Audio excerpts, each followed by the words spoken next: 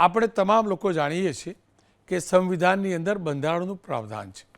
એ પ્રકારે બંધારણે આપેલા અધિકારો પ્રમાણે અલગ અલગ પ્રકારની શૈક્ષણિક, આર્થિક રીતે હોય પ્રમોશન માટે અને રાજકીય અનામતો અપાયેલી છે. આ તમામની વચ્ચે પાટીદાર અનામત આંદોલન પછી આર્થિક રીતે પછાત ઉચ્ચ વર્ણના લોકો છે એમને 10%ની અનામત અપાઈ, જેને EWS 10% અનામત કહેવાય. એ અનામત એજ્યુકેશન માટે અપાઈ.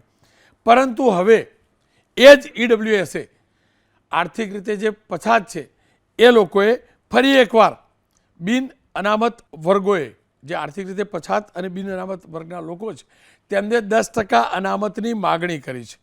કેમ કે પંચાયતોની ચૂંટણી આવી રહી છે. આ સંજોગોમાં આજે ગાંધીનગરમાં બેઠક થઈ. 80થી 100 જેટલા અલગ અલગ સમાજના નેતાઓ ત્યાં ઉપસ્થિત રહ્યા, સમાજ સાથે જોડાયેલા રાજકીય નેતાઓ ઉપસ્થિત રહ્યા અને એમને સ્પષ્ટ કહ્યું કે જે રીતે શિક્ષણની અંદર 10% EWS અનામત લાગુ કરાઈ છે, ઠીક એ જ રીતે સ્થાનિક સ્વરાજની સંસ્થાઓ એટલે કે તાલુકા પંચાયત, જિલ્લા પંચાયત, આ બધી જે ચૂંટણી આવે છે એની અંદર 10% સરકાર અનામત આપે. સાથે એ પણ કહેવાયું છે કે સુપ્રીમ કોર્ટની ગાઈડલાઇન્સથી વિરુદ્ધ હમણાં જે ઝવેરીપંથની જે ભલામણો હતી તેના અનુસંધાનમાં OBC માટેની જે અનામત કરી અને ત્યારબાદ જે રોસ્ટર પદ્ધતિ જાહેર કરાઈ તે પણ સુપ્રીમ કોર્ટની ગાઈડલાઇન્સથી વિરુદ્ધ છે. આ બેઠકમાં એ પણ નક્કી કરાયું કે આગામી દિવસોમાં જો તેમની આ 10% અનામતની વાત અને રોસ્ટર પદ્ધતિવાળી વાત એમાં સુધાર નહીં થાય, અનામત લાગુ નહીં કરાય, તો ધારાસભ્યોની રજૂઆત કરાશે અને જે ધારાસભ્યો એમની આ માગને સમર્થન નહીં કરે તેમનું નામ જાહેર કરાશે, સાંસદોનું પણ નામ જાહેર કરાશે.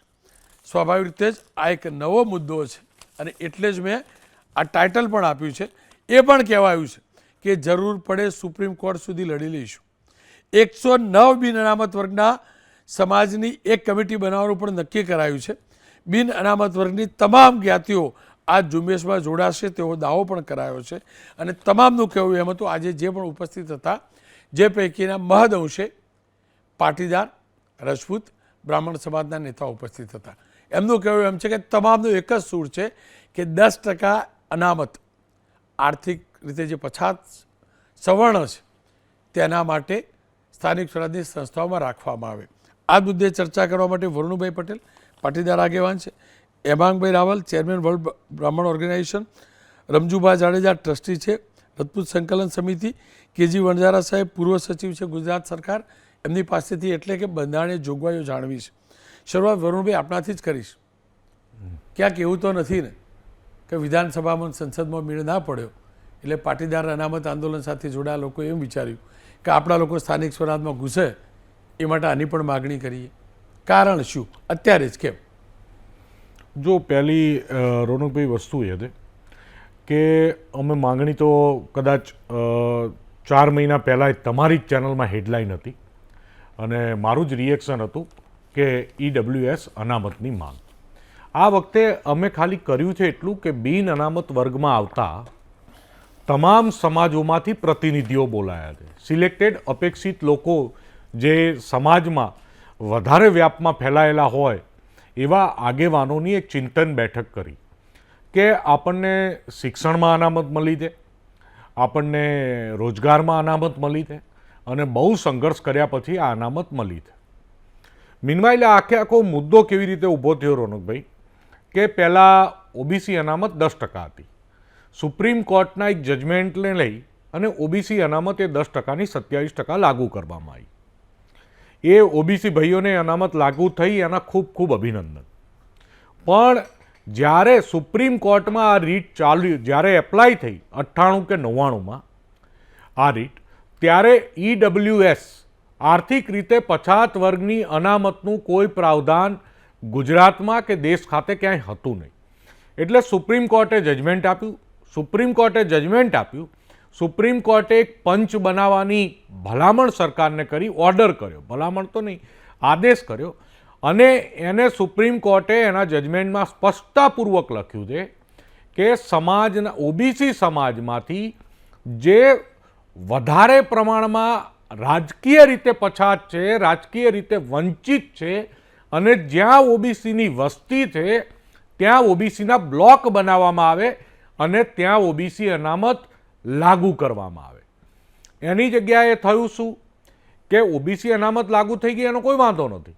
ઓબીસી અનામત લાગુ થઈ પણ ઝવેરી કમિશને નથી ઝવેરી કમિશન જે બનાવ્યું એનો રિપોર્ટ પબ્લિશ કરવામાં આવ્યો, નથી વિધાનસભાના ફ્લોર ઉપર મૂકવામાં આવ્યો કે નથી એની ઉપર વાંધા મંગાવવામાં આવ્યા.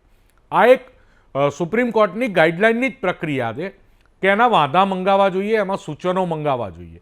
એ કોઈ પ્રક્રિયા ફોલો થયા વગર ઓબીસી અનામત લાગુ થઈ ગઈ છે. અને ઓબીસી અનામત જે લાગુ થઈ છે એમાં સૌથી વધારે અન્યાય ઓબીસી સમાજને છે.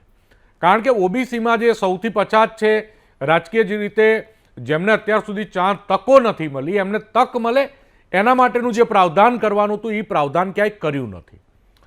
અને મીનવાઇલ ઓબીસી અનામત ઓબીસીની જે આ વસ્તી છે ત્યાં લગાવવામાં આવી નથી કે ત્યાં એને તક મળે.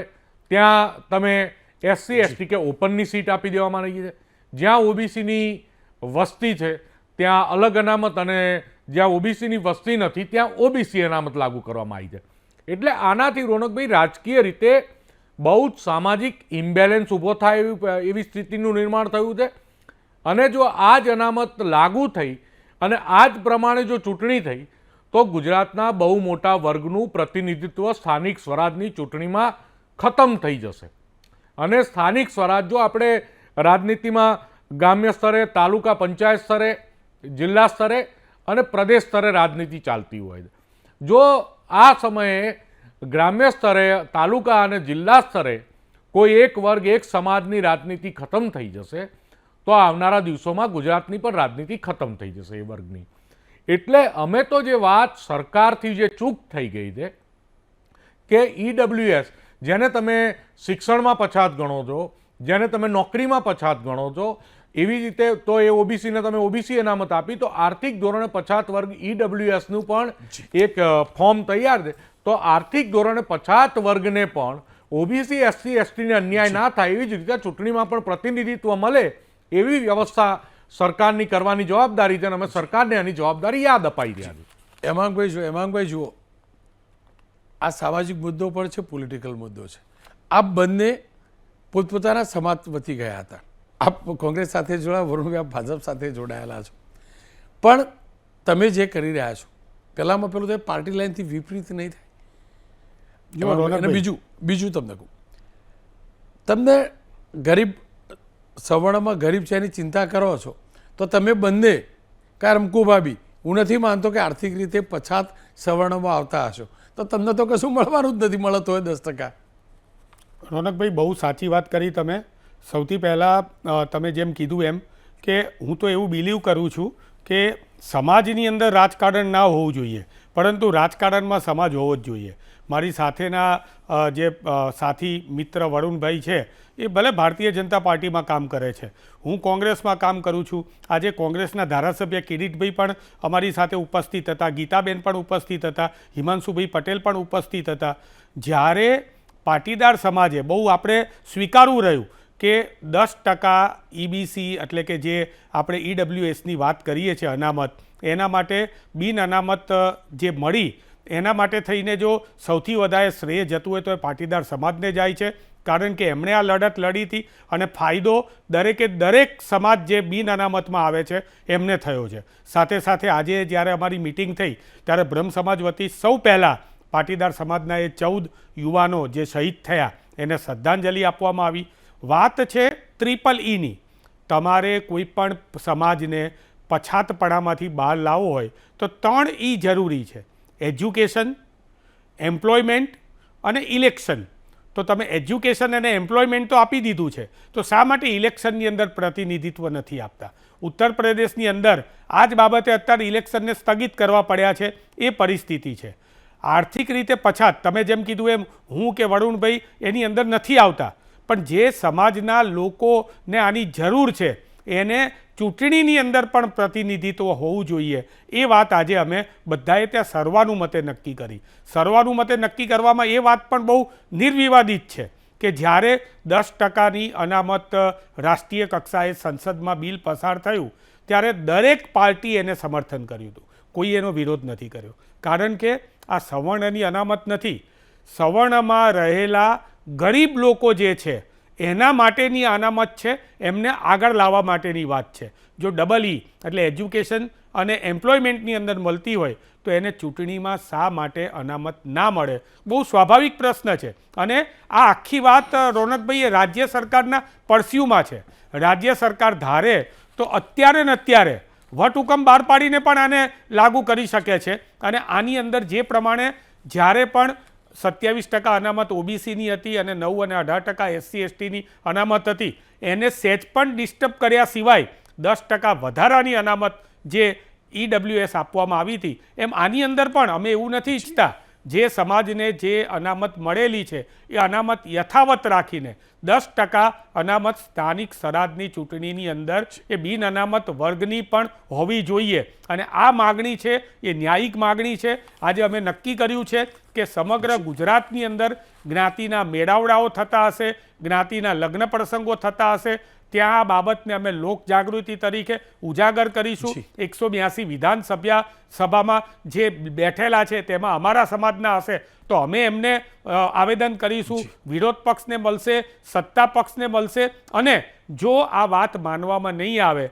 તો અથવા તો આ વાત જ્યાં સુધી સંપૂર્ણ આનો નિકાલ ના આવે ત્યાં સુધી અમે સરકારને સ્પષ્ટ કીધેલું છે કે સ્થાનિક સ્વરાજની ચૂંટણીઓ છે એને ત્યાં સુધી બ્રેક મારવામાં આવે. અને જો આ બાબતે યથાયોગ્ય નિર્ણય ભવિષ્યમાં લેવામાં નહીં આવે તો જેમ જૂના આંદોલનો થયા હતા એનેથી પણ મોટું આંદોલન થશે. એની સરકારે તૈયારી રાખવી પડશે. પણ અમે એમ ઈચ્છીએ છીએ કે સરકાર વાટાઘાટોથી, કારણ કે મને ખ્યાલ છે કે આંદોલન અને એ પ્રમાણે સરકાર પહેલાં ભોગવી ચૂકી છે કે એ થવાથી કેવું નુકસાન થાય છે. અને જો તમે વહેલા સ્વીકારી લો તો એ નુકસાનથી પણ બચી શકો એમ છો. વાત જે છે એ ગરીબ વર્ગના અનામતમાં આવતા સવર્ણ જે બિન અનામતવાળા વર્ગના લોકો છે એમની જ છે. આની અંદર કોઈ પણ જગ્યાએ આ રાજકીય વાત નથી, આ સામાજિક વાત છે. આ વાત જો સરકાર નહીં માને તો ભવિષ્યમાં અમારી જોડે કોર્ટના વિકલ્પો પણ ખુલ્લા રહેશે.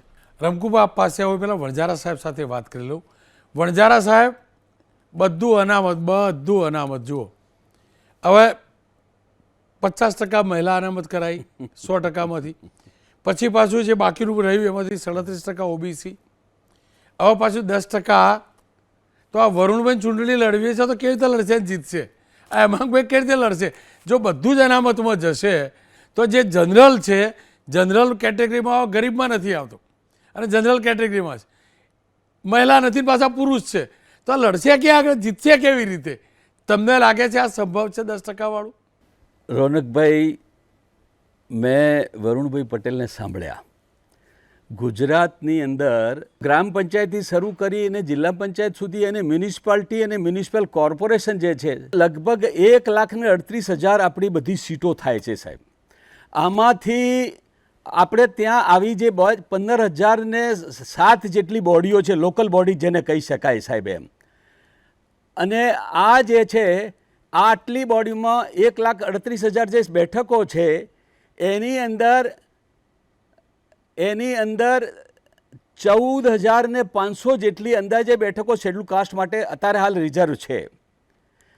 31,000 જેટલી બેઠકો એસટી માટે રિઝર્વ છે અને 25,000 જેટલી બેઠકો ઓબીસી માટે રિઝર્વ છે છેલ્લી પરિસ્થિતિ પ્રમાણે.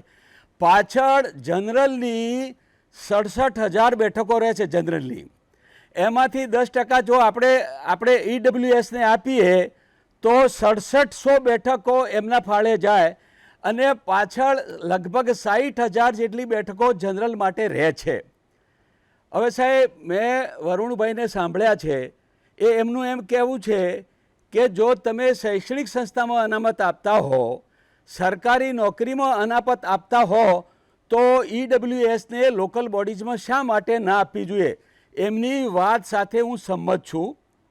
અનામતનો અતિરેક થવાનો છે, કારણ કે તમે શિક્ષણ સંસ્થામાં આપો છો, નોકરીમાં આપો છો, SC ST OBCને શિક્ષણમાં આપો છો, નોકરીઓમાં આપો છો, એ પ્રમાણે તમારે ઇકોનોમિકલી વીકર સેક્શનને તમારે 10% આપવું જોઈએ. નૈતિક રીતે આનો બંધારણીય રીતે આનો કોઈ વિરોધ ન કરી શકે. પરંતુ સાહેબ, આને તમારે જો શક્ય બનાવવું હોય તો મારી વાત જરા સાંભળજો. થોડા બંધારણીય ઇતિહાસમાં આપણે જઈએ. આપણા ત્યાં પંચાયતી રાજ 1961થી છે. છેલ્લો પંચાયતી ધારો 1993માં જ્યારે ચિમનભાઈ પટેલ હતા ત્યારે આ કાયદો બન્યો હતો. એ વખતે આપણે SC STની વસ્તી પ્રમાણે અને OBCના 10% એ પ્રમાણે બધી લોકલ બોડીઝમાં આપણે ચિમનભાઈ પટેલે દાખલ કર્યું હતું સાહેબ. પરંતુ એના પછી હમણાં 2023ની અંદર ભૂપેન્દ્રભાઈ પટેલ સાહેબની સરકાર વખતે આ 27% થઈ ગયા. પણ એક વસ્તુ આપના ધ્યાન પર મૂકો, આપણે જે ખરેખર EWSને ઇકોનોમિકલી વીકર સેક્શનને જે સરકારી નોકરીઓમાં અને શિક્ષણ સંસ્થાઓમાં જે અનામત મળે છે એના માટે 103મો બંધારણીય સુધારો લાયા આપણે. આર્ટિકલ 15 અને 16ની અંદર ST SC SEBC સાથે EWS શબ્દ પણ આપણે દાખલ કર્યો સાહેબ. આર્ટિકલ 15માં આપણે EWS ઇકોનોમિકલી વીકર સેક્શન શબ્દ આપણે ઇન્સર્ટ કર્યો સાહેબ. 103માં બંધારણીય સુધારાથી આદરણીય નરેન્દ્રભાઈ મોદી સાહેબની સરકારે આ કર્યું.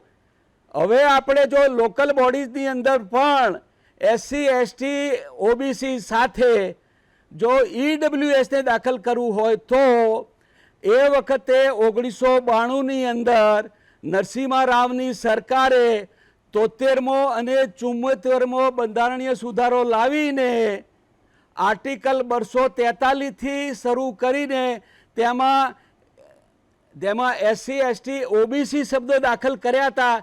એ પ્રમાણે બંધારણમાં સુધારો કરીને આર્ટિકલ 243 જે છે એનાથી શરૂ કરી અને જે આર્ટિકલ જે છે કે જેમાં પંચાયતી રાજની જોગવાઈ છે, મ્યુનિસિપાલિટીની જોગવાઈ છે, એની અંદર આપણે બંધારણીય સુધારો કરીને ઇકોનોમિકલી વીકર સેક્શન શબ્દ પણ દાખલ કરવો જોઈએ.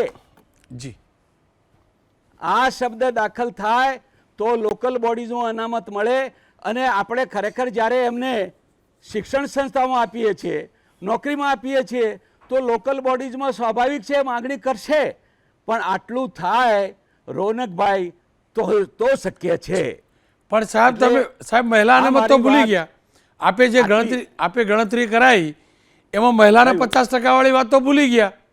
હા, તો તમે જે બાકી રાખી અમારા બધા માટે એ મહિલાની 50% આવશે જ. તો એ ગણો ને તો પછી બાકી શું રહ્યું કોને? હા.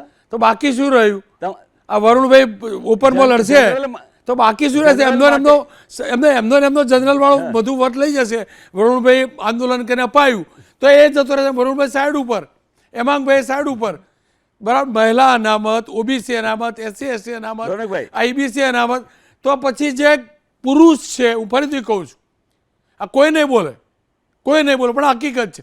સવર્ણ પુરુષનો વાક શું? હજી આપની વાત સવર્ણ પુરુષ હજી અને કહું. સવર્ણ પુરુષ કે જે આર્થિક રીતે પછાત નથી એનો વાક શું? સાહેબ, હું બંધારણીય જોગવાઈઓની ચર્ચા કરું છું. હજી તમને વધારે ભયંકર ચિત્ર બતાવું સાહેબ. આની અંદર ફક્ત ધારો કે જે 60,000 સીટો રહેશે જનરલ માટે, જે મેં અંદાજે 60,000 સીટો, એમાં પાછા SC ST OBC EWS વાળા તો ઓપનમાં આવી શકે. જે જનરલ સીટ છે એમાં મહિલા તો કારણ કે ઓપન છે ઓપનમાં પાછો SC ST OBC અને મહિલા તો પાછા અંદર આવી શકે. એટલે પાછળ સીટો બહુ ઓછી થઈ જશે. એ તમારી ચિંતા, તમારો ભય વ્યાજબી છે. મારે તો એટલું જ કહેવું છે કે બંધારણમાં જો તમે આર્ટિકલ 243 ને એની ઓનવર્ડ જે છે, જે લગભગ 93થી નરસિંહ રાવે જે સુધારા કર્યા હતા, એ સુધારા નરેન્દ્રભાઈ મોદી સાહેબે કરવા પડે તો લોકલ બોડીઝમાં અનામત મળે. મારું એટલું કહેવું છે સાહેબ. જી વરુણભાઈ કહી દો. સાહેબ તો બહુ જ્ઞાની છે ને એમને બહુ સારી વાત કરી.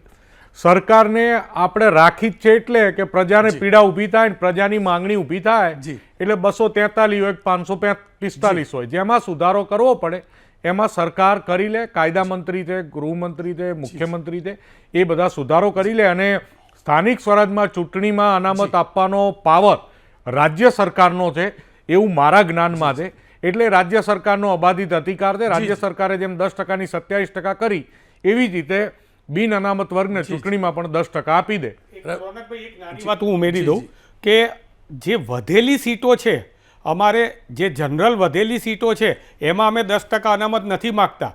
કુલ ટોટલ સીટો છે એમાંથી 10% અનામત લેવાની છે, એટલે વધેલી સીટોને બહુ ફરક નહીં પડે. રમજુભા જાડેજા મારી સાથે જો રમજુભા જુઓ, અમારે બધાને તો બહુ જાજી ઉંમર નથી, તમે તો ઉંમરવાળા વ્યક્તિ છો, તમે જાણો પણ છો, તમે આંદોલનોનો પણ જાણો છો. પહેલીવાર બધા સમાજના આર્થિક રીતે પછાત લોકો માટે, રાજકીય અનામત માટે બધા આગળ આવેલા. આ સમાજનું આંદોલન થવાના કે પછી સમાજો સાથે જોડાયેલા રાજનેતાઓનું આંદોલન હશે? રોનકભાઈ, જી, પહેલાં તો ગઈકાલે તમે જે પ્રશ્ન ઉઠાવ્યો ટાંકીવાળો, એના માટે તમને અભિનંદન આપું છું. બીજું, આ બધું જે છે ને, બીજો એક મુદ્દો વચ્ચે તમે લીધેલો કે તમને કોઈને લાભ નથી મળવાનો, એમાં હું આપને કહું કે એ વધારે સારી વાત કહેવાય કે જે પોતાના માટે ન કરે, બીજાનું વિચારે, એટલે એને પોઝિટિવ લેવું જોઈએ. એટલે એ પ્રશ્ન છે. હવે આ મુદ્દો જે છે એ એટલા માટે ઉખરો, આની અસર તો ઓલરેડી થઈ ગઈ છે, પણ એ નાના પાયે છે એટલે બહાર નહોતું આવતું. પણ સુપ્રીમ કોર્ટની ગાઈડલાઇનનો અમલ નથી થયો. ઝવેરી કમિશને જે પ્રોસિજર કરવી એવો જો એ પ્રોસિજર નથી થઈ, એટલે એ અમલ એવો રાજકીય ગણતરીથી અમલ થયો, એટલે બીજી જ્ઞાતિને અન્યાય થઈ રહ્યો છે, બિન અનામત વર્ગને અન્યાય થઈ રહ્યો છે એક. એટલે એ પુનઃવિચારણા કરવાની જરૂર છે. આ 10%થી કોને અન્યાય ન થવો જોઈએ, એવી રીતે લાગુ થવું જોઈએ કે હું આપને દાખલો આપું કે ધ્રોળ તાલુકામાં એક તાલુકા પંચાયતની સીટ એવી છે કે જેમાં એક પણ એસટી મતદાર નથી, તો એસટી અનામત છે, તો આનો શું અર્થ? આ તો બિન અનામત વર્ગ, સવર્ણ વર્ગ, એને આમાં ટોટલી અન્યાય થાય અથવા તો એને કચડવાની વાત છે, તો એ તો બરાબર નથી. એટલે આ એક બહુ મોટી કાંઈ ભૂલ છે, અથવા તો આને મોટા પુનઃવિચારણા કરવી પડે. આ મોટો વર્ગ આનાથી અસર થાય છે, અને એ કાયદાકીય રીતે થાય, રજૂઆતથી થાય, આંદોલનથી થાય, કોઈ પણ રીતે થાય, પણ બહુ મોટા વર્ગને અસર થઈ રહી છે, એટલે પુનઃવિચારણા કરવી જરૂરી છે. આપ ચારેનો ખૂબ ખૂબ આભાર.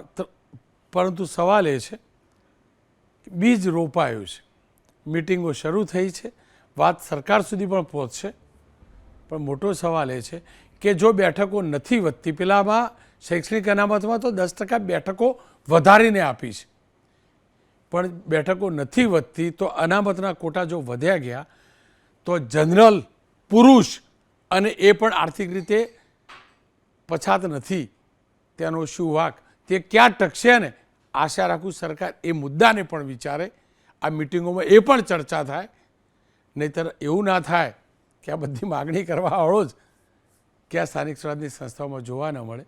અનામતનો મુદ્દો ફરી એકવાર ચર્ચામાં આવ્યો છે. સરકાર સ્વાભાવિક ગંભીરતાથી લેશે, કારણ કે તમામ સમાજના લોકો આની અંદર જોડાતા હોય તેવું સ્પષ્ટ દેખાય છે, ખાસ કરીને સવર્ણ વર્ગના, કે જેમને બાકીની બીજી કોઈ અનામત નથી મળતી.